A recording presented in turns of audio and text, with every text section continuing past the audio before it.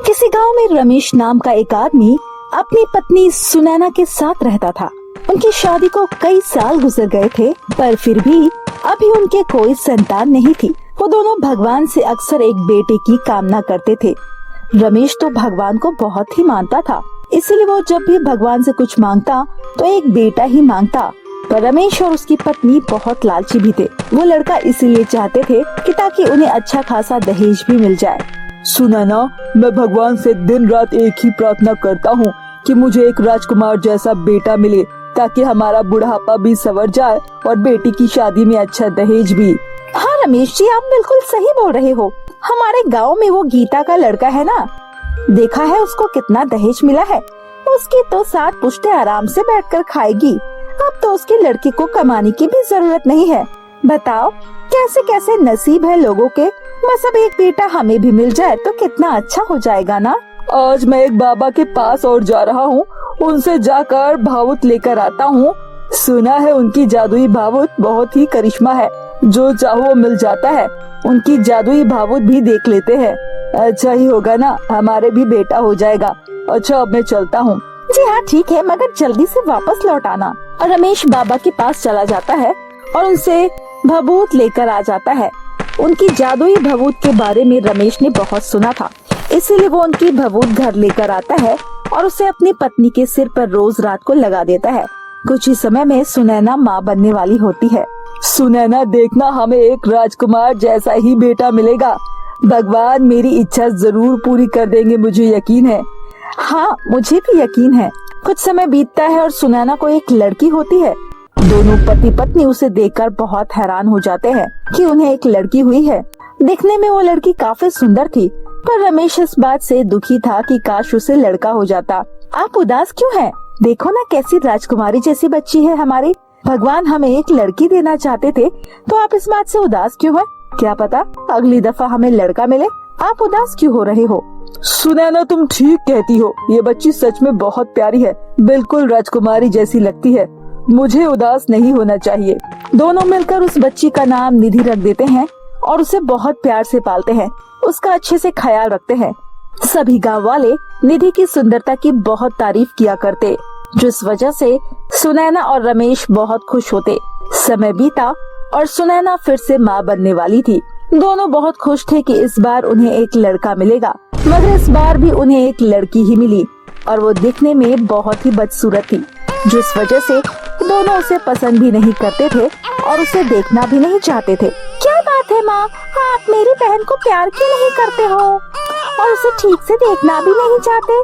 क्या बात है माँ पिताजी? बेटी, उसे देखो, वो कितनी बदसूरत दिखाई देती है, और एक तुम हो कितनी सुंदर।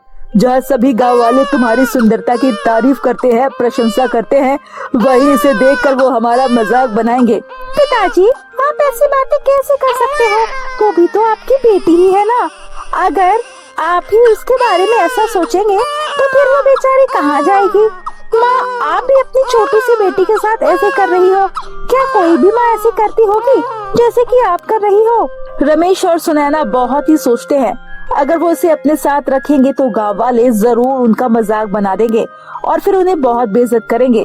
दोनों बहुत सोचने के बाद सुनैना रमेश से कहती है, क्यों ना हम आज रात को इसे कहीं जंगल में छोड़ाए, किसी को पता भी नहीं चलेगा और हमें इससे छुटकारा भी मिल जाएगा। हाँ सुनैना, तुम सही बोल रही हो। अब बस एक यही तरीका रह गया है हमारे पास। अगर हमने यही नहीं किया तो सभी लोग हमारा मजाक बनाकर रख देंगे और इसकी वजह से हमें नीचा दिखाएंगे। रात को वो मौका पाते ही उसे जंगल में छोड़ने के लिए चले जाते हैं और उसे वहीं पर छोड़ के घर वापस आते हैं, मगर निधि ये सब देख लेती है और चुपके से पीछा करके वो अपनी बहन को वापस ले आती है, उसे पालती है, उसका ध्यान रखती है। निधि उसका नाम आरती रखती है। धीरे धीरे साल बीते, वो बड़ी हो गई, मगर कोई भी उसे पसंद नहीं करता था। सुनैना और रमेश उसे बहुत मारते पीटते थे, मगर आरती किसी से कुछ भी नहीं बताती थी। आरती, ये चोट तुम्हें कैसे लगी? क्या माँ पिताजी ने तुम्हें मारा है? नहीं दीदी, वो मैं जंगल से पानी भरने गई थी तो वहाँ पर गिर गई थी, वहीं पर चोट लगी है। आरती, तुम मुझसे छुपाने की कोशिश मत करो, मैं सब समझती हूँ कि तुम्हें ये चोट कैसे आई है। निधि के स्कूल जाने के बाद सुनैना आरती को मारती रहती और उससे काम करवाती। वो बहुत छोटी थी और काम करने की वजह से बहुत कमजोर हो चुकी थी। सुनैना उसे खाना भी नहीं देती थी। वो बस निधि से ही प्यार करती थी क्योंकि वो बहुत सुंदर थी। एक दिन, आरती जा कर मेरे लिए तेल गरम कर ला और मेरे सिर की अच्छे से मालिश कर। अभी लाई माँ। आरती गरम तेल करके ले आती है। तभी गलती से वो तेल सुनैना पर गिर जाता है और वो उसे बहुत बुरी तरह से मार मार के अधमरा कर देती है और उसे घर से निकाल देती है। आरती जंगल में जाकर रोने लगती है। उसे रोता देख एक परी उसके पास आती है और उससे कहती है, बेटी आप तुम उदास मत हो, मैं तुम्हारे सारे दुख दूर करने के लिए आई हूँ। आप कौन हो?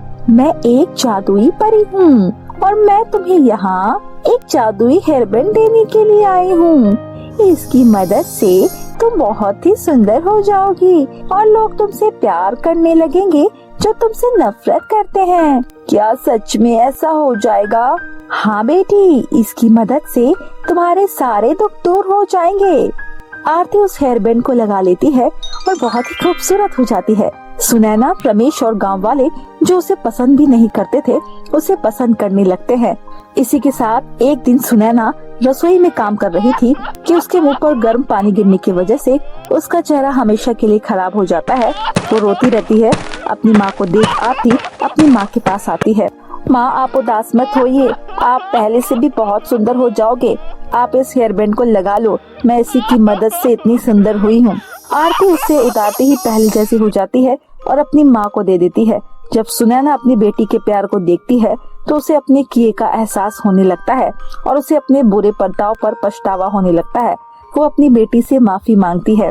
बेटी आरती, मुझे माफ कर दो, मैंने तुम्हें बहुत दुख दिए हैं, तुम्हें कभी प्यार भी नहीं किया, ना ही तुम्हें अपनी बेटी माना, मगर तुम मुझे अपनी माँ मानकर हमेशा मुझसे प्यार करती रही।